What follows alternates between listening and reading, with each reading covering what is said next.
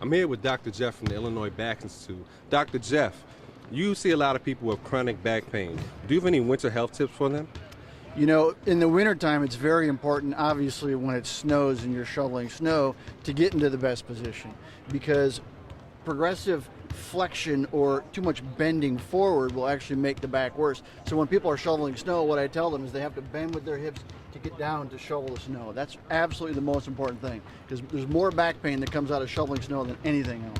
Absolutely. That's a good idea. I'll definitely use that. Dr. Jeff, another question for you. You probably see a lot of weekend warriors, guys that play basketball or other sports during the wintertime. Do you have any advice for them, guys who suffer from back problems, or ladies that suffer from back problems? You know, again, a lot of what has to happen for the athlete is to make sure that they're not, especially the weekend warriors, is they're not flexing too much. So I get them to do warm-up exercises and a lot of stretching. The biggest problem they have is they don't stretch. Everybody's like, I don't need to stretch. And then they come in Monday like, I can't hardly walk. What happened? You need to stretch. Stretch and avoid too much flexion. I'm definitely somebody who's a victim of that, not stretching. Every time. Happens all the time. Yeah. All the time. Yeah, that really is the key. If they stretch and warm up properly, for anybody, whether it's weekend warrior or even a professional athlete, if they can get that done, problem solved. Now, Dr. Jeff, you also see a lot of current and former professional athletes. What advice do you have for them, those who suffer from chronic back pain? You know, it's really about identifying the source of the problem. Now, if it's a retired athlete, and we have a lot of retired athletes that come in and they're all banged up, and they've been banged up for 30 years, it's what has happened over the last 30 years that has perpetuated the problem. You know, a lot of times, like Steve McMichael, we work with him, and he ruptured a disc in his neck, and he had this herniation, and he had it for 20 years.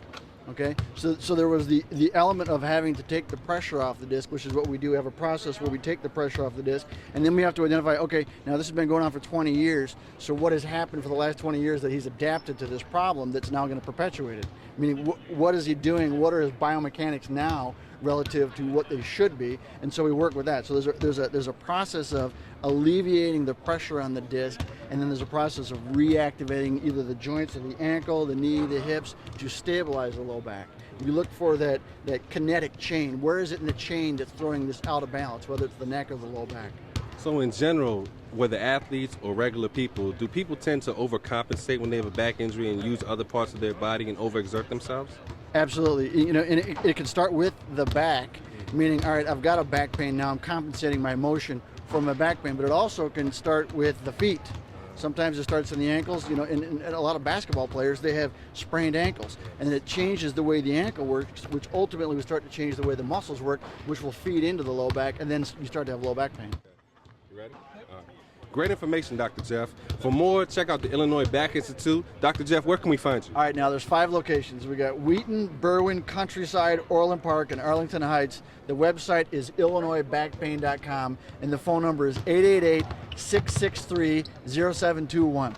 Thanks for all the helpful advice. Thank you, Aggrey.